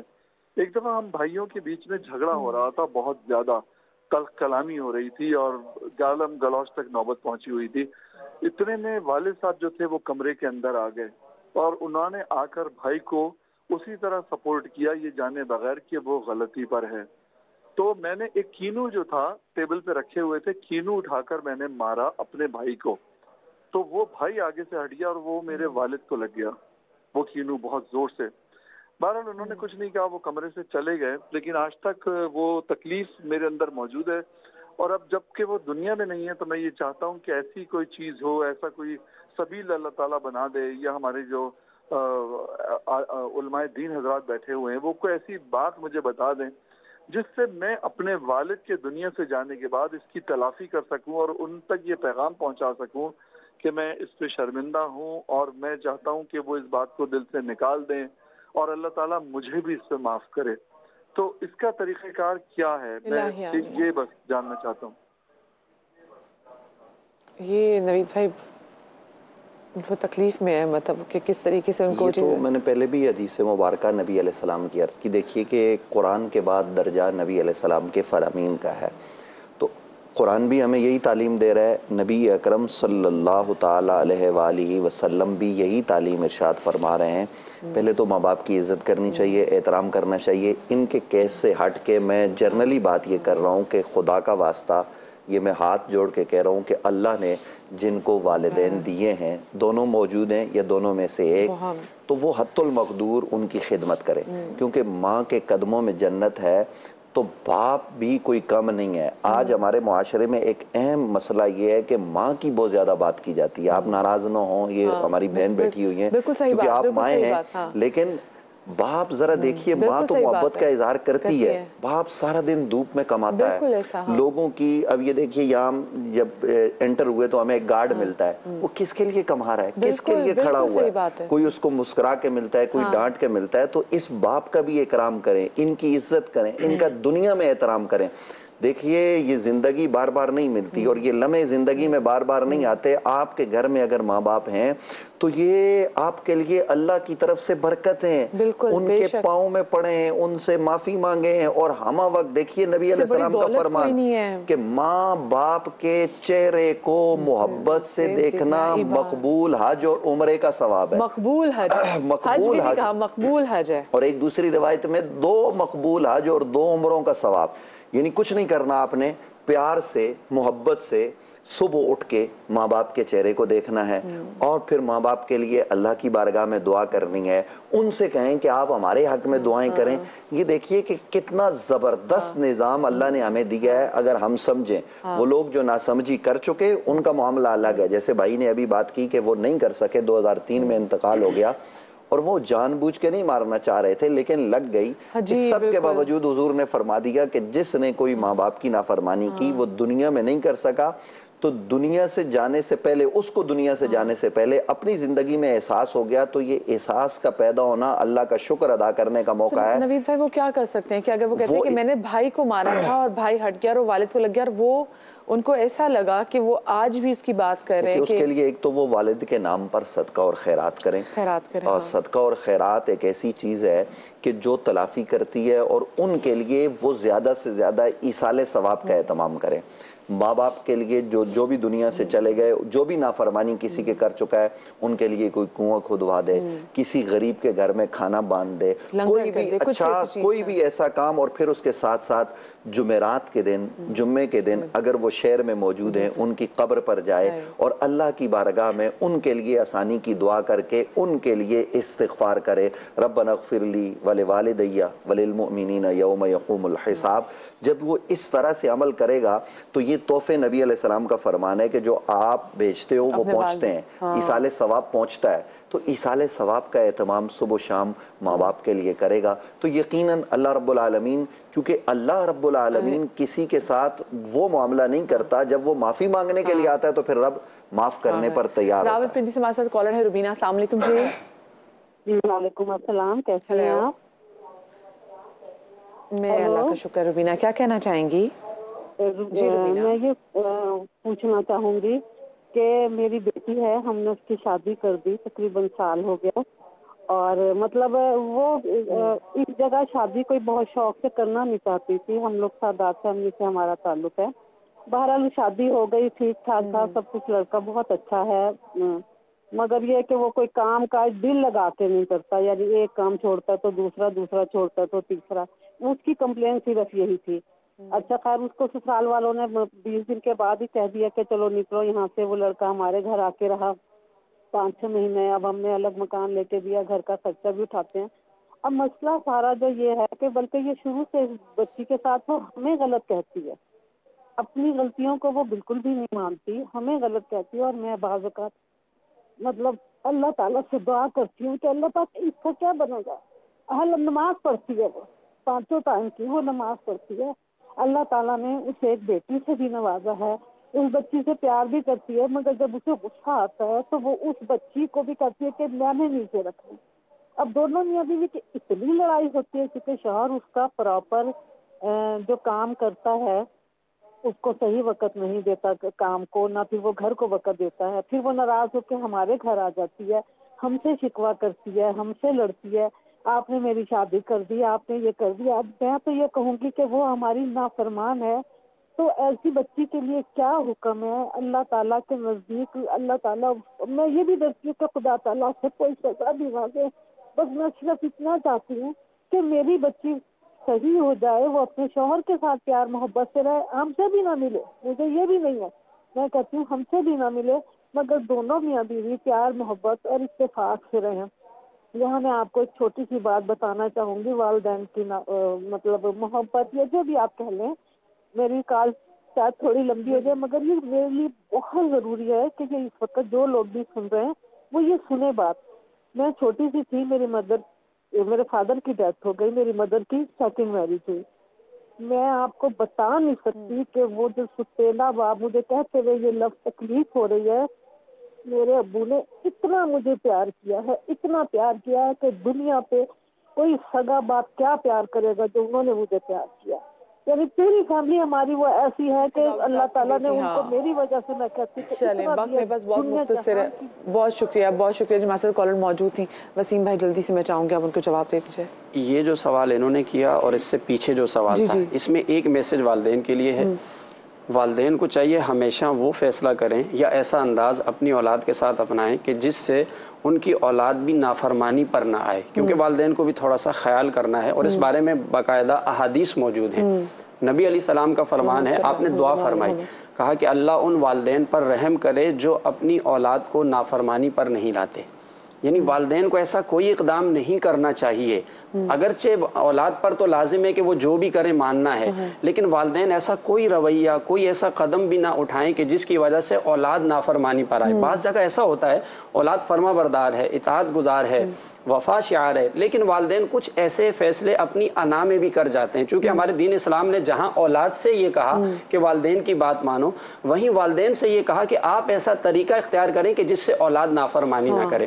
تو بعض والدین میں بھی یہ ہوتا ہے, خاندانی کچھ رنجشیں معاملات ہوتے ہیں, تو وہ ضد میں آ کر ایسے فیصلے کر لیتے ہیں جس سے ان کی فرما بردار اولاد بھی نافرمانی پر آتی ہے. تو اس لیے والدین کو بھی بہت خیال رکھنے کی ضرورت ہے, وہ کوئی ایسا قدم نہ اٹھائیں جس سے ان کی اولاد نافرمانی پر چلی جائے. لیکن بہرحال اولاد کے لیے میں یہی کہوں گا, ان کی بیٹی ہے جیسے ان سب کے لیے, کہ ان پر تو بہرحال یہ فرض ہے, یہ واجب ہے کہ اگر انہوں نے کوئی ایسا فیصلہ بھی کر دیا جو آپ کی مرضی کے خلاف ہے, اگر آپ ان کی بات مان لیں گے نا تو اس میں اللہ کی رضا ہے. چونکہ حدیث پاک کے اندر یہ آیا, آقا علیہ السلام نے فرمایا والد کی رضا میں اللہ کی رضا ہے. یہ بہت بڑا پیغام ہے کہ یعنی آپ نے اپنی مرضی چھوڑ کر والدین کی اگر بات مان لی ہے تو یہ سمجھ لیں کہ آپ نے اللہ کی رضا کو پا لیا ہے. پھر آپ اس اللہ کی رضا میں راضی ہو جائیں, صبر کریں, اللہ پاک پھر صبر کا آپ کو پھل بھی میٹھا دے گا. بہت شکریہ جی. ہمارے ساتھ مفتی وسیم بندگی صاحب موجود تھے, ہمارے ساتھ مفتی نوید صاحب موجود تھے. فرحان بھی آپ یہاں پر آئے, منزہ آپ یہاں پر آئے, اور آپ نے اپنے جو دل کا دکھ ہے, جو درد ہے, ہمارے سامنے بیان کیا. آپ کا بہت شکریہ. میں آپ کی ملاقات کروانے جا رہی ہوں ایک ایسی شخصیت سے جو کہ پاکستان میں ٹیکنالوجی کو مزید بڑھانے کے لیے, اور آج کل جو اسمارٹ فون ہے جس کے پیچھے پوری دنیا لگی ہوئی ہے, اور آپ کو پتہ ہے کہ اسمارٹ فون کیوں ضروری ہے, اس وجہ سے بھی کیونکہ بہت سارے لوگ کانٹینٹ جنریٹ کر کے اپنا گھر بھی چلا رہے ہیں. تو سب کے پاس اچھا اسمارٹ فون ہونا چاہیے تاکہ وہ جو ہے نا گلوبل ولیج کا جو ہم کہتے ہیں کہ یہ جو امیج ہے وہ ذرا پکا ہو سکے. دنیا ہم دیکھ سکتے ہیں کہ کس طریقے سے سیکنڈز کے اندر ہم پاکستان میں بیٹھ کے کیسے ہم آسٹریلیا میں بیٹھے ہوئے, نیوزی لینڈ والے بیٹھے ہوئے بندے سے کیسے کنیکٹ کر سکتے ہیں. وہ کر سکتے ہیں جناب اچھی ٹیکنالوجی کے تھرو ہی. آج میرے ساتھ موجود ہے جناب آصف خان صاحب, اور آصف خان صاحب ڈپلوائے گروپ آف کمپنیز کے چیئرمین بھی ہیں اور بزنس لیڈر بھی ہیں, اور انہوں نے بڑی جدوجہد کی جناب کہ پاکستان میں جو جدید ٹیکنالوجی ہے اس کو مزید متعارف کرایا جائے. میڈ ان پاکستان کے حوالے سے اگر ہم بات کریں, اسمارٹ فون کے حوالے سے ہم بات کریں, جب میں اسمارٹ فونس کے حوالے سے بات کرتی ہوں تو لوگ کہتے ہیں کہ بھائی اب تو آٹا نہیں خریدا جا سکتا, ہم اسمارٹ فونس کہاں سے خریدیں گے. تو ایسے ٹائم میں انہوں نے ایک ایسا فون متعارف کرایا جناب کہ جس کے فیچرز جو ہیں وہ تو بڑے زبردست ہیں ہی صحیح, ساتھ میں اس کی جو پرائس ہے وہ as compare to the other smart phones بہت سستا ہے, بہت سستا ہے کہ آپ اس کو بہت ایزیلی افورڈ بھی کر سکتے ہیں. اور مجھے تو خواتین کے لیے سن کے خوشی ہو رہی ہے. آپ نے رنگ دیکھا, ذرا پلیز ذرا دوبارہ رنگ دکھائیں اس کا, کیا کمال اس کا رنگ تھا, دکھائیں ذرا جی. یہ ہاں یہ آپ کتنا خوبصورت فون ہے. مجھے لگا کہ یہ شاید جو پتہ نہیں آئی فون رکھ دیا, پر نہیں جی, دس از ناٹ آئی فون. یہ اسپارکس کا نیو 7 الٹرا ہے جس کے فیچرز جو ہے نا یہ آپ کے پاس جو مہنگے لاکھوں موبائل فونز ہیں نا اس سے بھی کہیں زیادہ اپ گریڈڈ فیچرز ہیں جو کہ آپ کو ہیلپ کریں گے. تو آصف خان ہمارے ساتھ موجود ہیں. السلام علیکم جی. السلام علیکم جی. ویلکم ٹو صبح کا سما. تھینک یو سو مچ. سب سے پہلے تو مجھے بتائیں, ہمارے پاکستان میں ہم جب بھی اگر ٹیکنالوجی کو کہتے ہیں نا کہ مزید بہتر کرنے کے لیے جب بھی کوئی قدم اٹھاتے ہیں تو وہ اتنا آسان ہوتا نہیں ہے, بڑی مشکلات آتی ہیں. تو سب سے پہلے تو میں یہ جاننا چاہوں گی کہ آپ نے یہ جو بڑی زبردست میں آپ کا پروڈکٹ سامنے دیکھ رہی ہوں, اس کو لانچ کرنا اتنا آسان تھا جتنی خوبصورتی سے یہ یہاں پہ پڑا ہوا, اتنا ہی خوبصورت سفر تھا یہ, یا کافی مشکلات آئیں؟ دیکھیں سفر جیسا بھی تھا لیکن اینڈ رزلٹ خوبصورت ہے, وہ تو اسے آپ اتفاق کریں گی. اور جیسے کہتے ہیں کہ necessity is the mother of invention. تو کچھ اگر آپ دیکھیں ہمارے جو ملک کے حالات رہے ہیں پچھلے 1-2 سال سے, انفلیشن اتنی زیادہ ہے, روپے کی قدر گرتی جا رہی ہے, جس کی وجہ سے جو امپورٹڈ آئٹمز یہاں پر جو افورڈیبلٹی پہلے بھی کم تھی وہ مزید کم تر ہو گئی ہے. اور موبائل فون بیسیکلی کوئی لگژری آئٹم نہیں ہے, اٹس اے نیسیسٹی. کوئی بھی شخص آج کے دور میں بغیر موبائل فون کے امیجن بھی نہیں کر سکتا, پورا دن گزر ہی نہیں سکتا. تو ایک بہت یہاں پر نیڈ تھی کہ ایک ایسی پروڈکٹ لائی جائے جس کی قیمت افورڈیبل ہو لیکن کوالٹی پہ کوئی کمپرومائز نہ ہو. اور وہ تبھی پاسبل تھا کہ اگر آپ اس کو لوکلی پاکستان میں ہی بنائیں.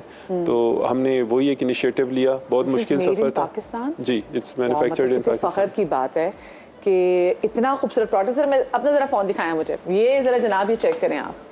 ایک تو کلر تو آف کورس اٹس بیوٹیفل, لیکن آپ یہ دیکھ رہے ہیں اٹس ٹال اینڈ سلیک. اب ذرا میں کیم ٹو, ہاں یہ دیکھیں جی جناب, آپ اس کی हाँ, ये चेक करें ना, ये होते हैं शशके। ये मुझे, मैंने इनके हाथ में फोन देखा, मैंने कहा पता नहीं कौन सा फोन पकड़ा हुआ है, it's beautiful, it's beautiful. Thank you जी। अच्छा, देखने में तो ये बड़ा खूबसूरत है, मैं जरा देखूंगी, कहते हैं ना कि जी खूबसूरत कितना है, ये भी सवाल से भी बात करूंगी। मुझे बताएं ये जो आपका न्यू 7 अल्ट्रा है, ये बाकी स्मार्टफोन से कितना मुख्तलिफ है?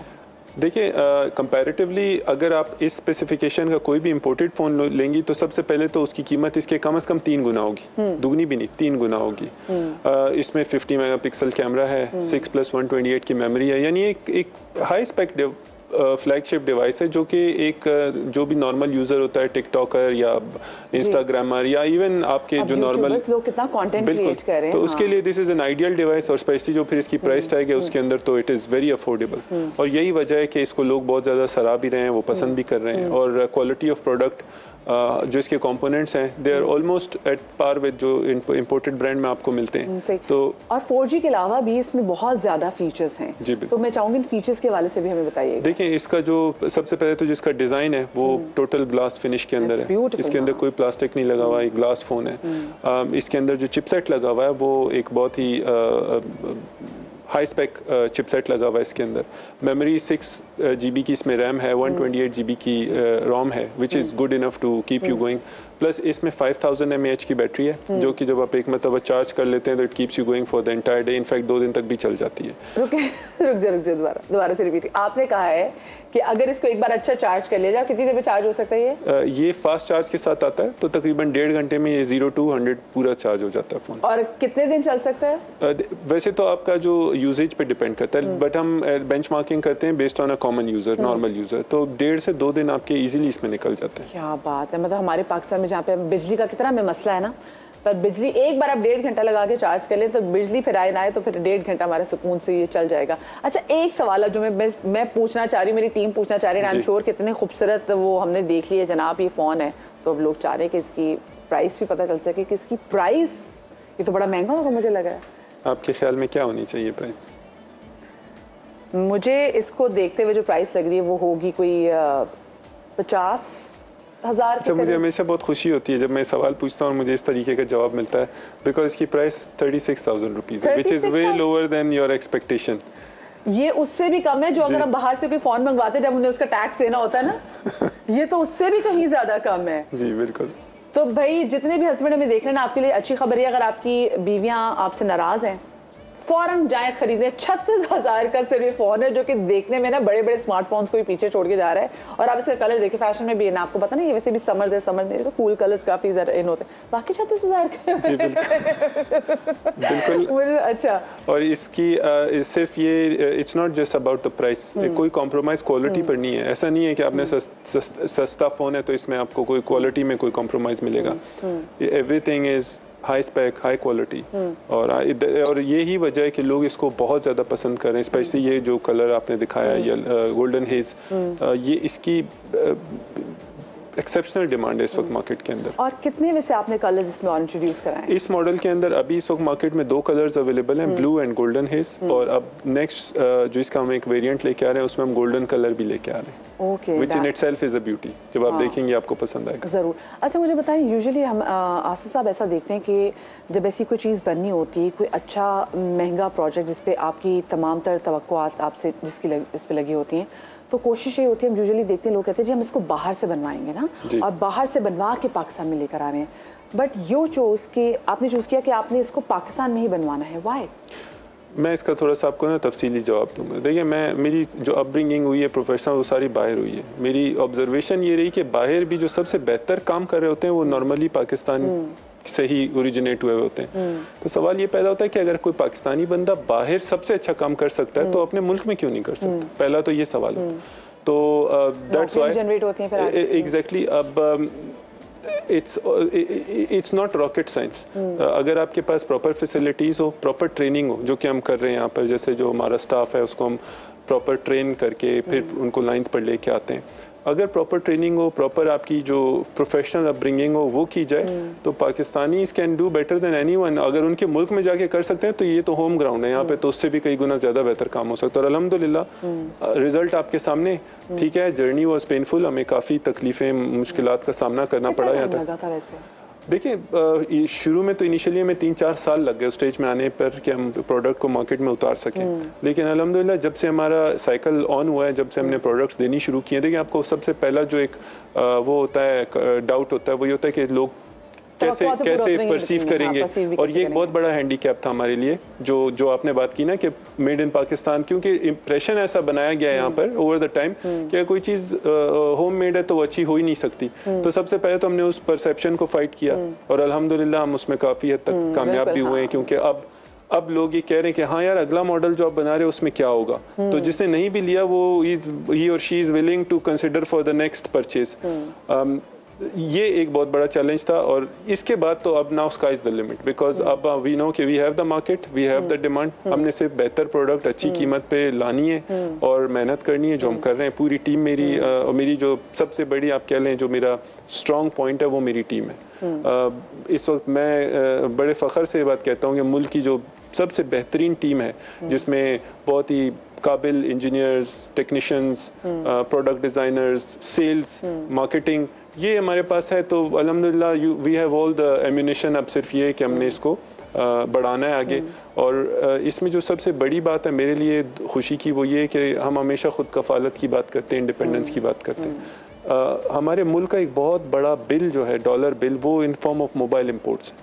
تو ہم یہ چاہ رہے ہیں کہ ہم یہ چاہ رہے ہیں کہ اس بل کو کم کیا جائے. جب ہم گھر پہ بنا کر پروڈکٹس دیں گے تو وہ بل آپ کا کم ہوگا. پلس جب آپ اس سٹیج پر آ جائیں گے آپ اس کو ایکچولی ایکسپورٹ کر کے ڈالر کما بھی سکتے ہیں. تو یعنی کہ ایک طرف تو آپ اپنے ملک کی ضروریات کو پورا کر رہے ہیں، اور دوسری طرف آپ اپنے ملک کا نام انٹرنیشنل اس پہ بھی روشن کر رہے ہیں. تو سم ہاؤ ہمیں آئیڈیا ہی نہیں کہ ہم کس طریقے سے اپنے ملک میں، مطلب ایک تو آپ کی انڈسٹری تو لوگوں کے لیے روزگار پیدا کر ہی رہی ہے، لیکن ہم بھی کتنا ملک کی اکانومی کو بوسٹ کرنے میں اس میں جو ہے مددگار ثابت ہو رہے ہیں. مجھے بتائیں آپ کی اس ایک انڈسٹری نے، اگر موبائل انڈسٹری کے حوالے سے بات کریں، کتنے پاکستان میں روزگار جنریٹ کیے ہیں؟ دیکھیں اوور آل تو انڈسٹری نے ابھی تک اراؤنڈ 40 to 50,000 جابس کریٹ کیے ہیں. ڈائریکٹ جابس کی میں بات کر رہا ہوں، انڈائریکٹ جابس اس کے علاوہ ہے جو کانٹریکٹس اور سب کانٹریکٹس میں ہوتی ہیں. لیکن اس انڈسٹری کے اندر اتنا پوٹینشیل ہے کہ this is one of the major industries worldwide, صرف ہمارے ملک میں نہیں. اگر اور ہماری اس پہ گورنمنٹ کے ساتھ بات چیت چل بھی رہی ہے، اور گورنمنٹ سے ہمیں سپورٹ ملی بھی ہے. آئی ہیو اے فیلنگ کہ اگر صحیح طریقے سے اس کو پلان کیا جائے. دیکھیں ہمیں جو سب سے بڑا پلس پوائنٹ ہے پاکستان کے اندر وہ یہ ہے کہ ہمارے جو ینگ لوگ ہیں، they are highly intelligent, they are hard working. all they need is good guidance and training. وہ اگر کی جائے، and we need some policy level changes from the government. like ایک بات میں یہاں پہ ضرور کرنا چاہوں گا کہ آج بھی ہمارے ملک میں جو پالیسی بنتی ہے اس میں mobile is still considered as an item of luxury. تو پرسیپشن ہی رانگ ہے نا. اگر آپ یہ چیز ایکسیپٹ کر لیں کہ it's not a luxury, it's a necessity, تو آئیں اب اپنی نیسیسٹیز کو بھی پورا کریں. کووڈ میں ہم نے کتنا دیکھا تھا کہ جب ہم نے دیکھا کہ جی جب اسکولز بند ہو گئے، پھر بچے بھی کیسے، لوگوں کے پاس ہر ایک کے پاس آئی پیڈ تو نہیں ہوتا، پھر بچوں نے اسکولز کے تھرو ہی جو ہے وہ آن لائن کلاسز لینا، تو تب پتہ چلا کہ کتنا امپورٹنٹ یہ ہماری زندگی کا حصہ بن چکا ہے موبائل. آپ روزگار دیکھ لیں کہ آپ کی جو رائڈ ہیلنگ سروسز ہیں، آپ کی جو کیبنگ سروسز ہیں، آپ کی فوڈ ڈیلیوری سروسز ہیں. اچھا آپ یہ دیکھیں خواتین جو کبھی سوچ بھی نہیں سکتی تھیں کہ وہ کوئی جاب کریں due to social, economic, family reasons, اب وہ گھر پہ اپنا کچن بنا کے صرف ایک اسمارٹ فون کے ذریعے وہ کھانا، وہ یہ کتنا مطلب آپ کی پوری سوسائٹی کو سرو کر رہی ہے یہ انڈسٹری. اور مجھے خوشی ہے اس بات کی کہ میں اس کا ایک پارٹ ہوں، ایک چھوٹا سا کردار ہم اس میں نبھا رہے ہیں. اور ہماری خواہش ہے اور ہماری پوری کوشش ہے کہ انشاءاللہ اس کو ہم وہاں تک پہنچائیں جو اس میں ایکچوئل کیپٹل اور پوٹینشیل ہے. تو ہماری پوری کوشش ہے انشاءاللہ. اچھا مزید کیا وینچرز ہیں آپ کے اس کے علاوہ، اور آپ کیا کام کر رہے ہیں؟ دیکھیں یہ تو ایک پورا ایک ایکو سسٹم ہوتا ہے کہ smart phone is not just one device. We are also having our accessories brand, جس کے ساتھ جیسے ایئر پوڈز ہوتے ہیں، اسمارٹ واچ ہوتی ہے، پاور بینکس ہوتے ہیں، ہم وہ کر رہے ہیں. اس کے بعد ہمارا پلان ہے آگے لوکلائزیشن پر جانے کا. لوکلائزیشن مینز ابھی اس وقت ہم کمپوننٹس امپورٹ کرتے ہیں. ہماری یہ خواہش اور کوشش یہ ہے کہ ایک ایسی اسٹیج آئے کہ ہم کمپوننٹس بھی لوکلی بنانا شروع کریں. تو it will take some time, effort, اور we need a lot of support from the government in this, because that is a whole domain جس پہ ہمیں بہت زیادہ سپورٹ ریکوائرڈ ہوگی، اور ہم کر رہے ہیں اس کے اوپر. تو that is the plan انشاءاللہ. کوئی ایسی خبر، کوئی ایسی بات، کوئی ایسی نیوز جو کہ آپ دینا چاہیں ہمارے اس پلیٹ فارم کے تھرو، جس کا لوگ آئی ایم شیور کہ انتظار کر رہے ہو؟ خبر تو یہ ہے کہ جی it's time to shine with sparks, میں یہی کہنا چاہوں گا. اور آگے ہم انشاءاللہ اب اپنی اگلی جو فلیگ شپ پروڈکٹ لانچ کرنے جا رہے ہیں نومبر، that will be even better than expectation. ہم اس سے بھی اوپر کی رینج میں جائیں گے انشاءاللہ. اچھا، تو آپ نے صرف یہ جو اپنی جو گیم ہے اس کو صرف آپ نے فون تک ہی رکھنا ہے، یا پھر آپ نے سوچا ہے کہ نہیں آپ لیپ ٹاپ تک بھی جائیں گے، پھر آپ نے جیسے وہ جو منی آئی پیڈس ویسی کوئی چیز آپ کو انٹروڈیوس کرائیں گے، منی ٹیبس وغیرہ؟ بالکل جی، پلان ہے، لیکن وہی بات ہے کہ one thing at a time. کہ جب جیسے میں نے کہا اس کے جو چیلنجز تھے، اس سے ہمیں بہت بڑی ایک لرننگ ملی ہے کہ ایک جب آپ نیا پروڈکٹ یا نیا برانڈ لے کر آتے ہیں تو اس میں آپ کو کس کس قسم کے چیلنجز ہوتے ہیں. اچھا، اس میں بہت سے چیلنجز وہ ہیں جو ایکچولی ریئل لائف چیلنجز ہیں، کچھ ایسے بھی چیلنجز ہیں جو ڈیو ٹو ڈفرینٹ فیکٹرز آپ کو کاؤنٹر کرنے پڑتے ہیں. تو فرسٹ ٹائم آپ کو وہ ساری چیزیں experience. Now we are ready and equipped. ڈیفینیٹلی آپ بہت جلد دیکھیں گی. اس کے علاوہ ہم نے یہ بھی کیا ہے کہ ہمارا ایک جو رورل ایریا ہے، جو آپ کا دیہاتی طبقہ ہے، وہاں پر لوگ اسمارٹ فون کو ابھی تک لیول آف ایجوکیشن وہ نہیں ہے، تو ابھی تک آپ کے یہاں بٹن فون یوز ہوتا ہے جس کو بار فون کہتے ہیں. تو ہم نے اس کے امبریلا کے تلے ہی ایک بار فون برانڈ بھی رکھا ہوا ہے ایکس موبائل کے نام سے. اور وہ ڈیوائسز ہم رورل ایریاز، اور وہ بھی ماشاءاللہ we have a very good repute in a sense کہ ہم جس قیمت میں وہ ڈیوائس دیتے ہیں وہ خراب نہیں ہوتی اور وہ چلتی بھی ہے. وہ چلتی بھی ہے کہ صحیح آپ کے پیسے حلال کرتی ہے ایسی ڈیوائسز. تو یہ اتنی زبردست بہترین بات ہے. تو best of luck for the future. Asif صاحب، مجھے بڑا اچھا لگا کہ آپ اتنا پیارا پروڈکٹ لے کے یہاں پر آئے، اور جتنے لوگ مجھے دیکھ رہے ہیں، آپ لوگوں نے گفٹ دینا ہے اپنے پیاروں کو، اور آپ کو سمجھ میں نہیں آ رہی جناب کہ جیب تو اجازت نہیں دیتی، اچھا فون بھی دینا ہے، تو وہ جو آپ دوسرا اسمارٹ فونس لیتے ہیں نا، اس کا آپ کو ٹیکس اتنا دینا پڑ جاتا ہے، اس سے بھی ہاف رقم میں آپ دیکھ رہے ہیں کہ ہمارے پاس یہ بڑا خوبصورت بھی اور خوبصورت فون یہاں پر موجود ہے. سو اللہ کرے باقی آپ جلدی چیزیں بنائیں، آپ ٹیبس بھی بنائیں، بچوں کے لیے اچھی چیزیں بنائیں تاکہ بچے اس کو انجوائے کریں. آپ لوگ اپنا بہت سارا خیال رکھیے گا، شاد رہیے، آباد رہیے. اللہ پاک آپ کو اولاد کے غم سے محفوظ رکھے. انشاءاللہ آپ سے اگلے ہفتے ملاقات ہوگی. اللہ حافظ.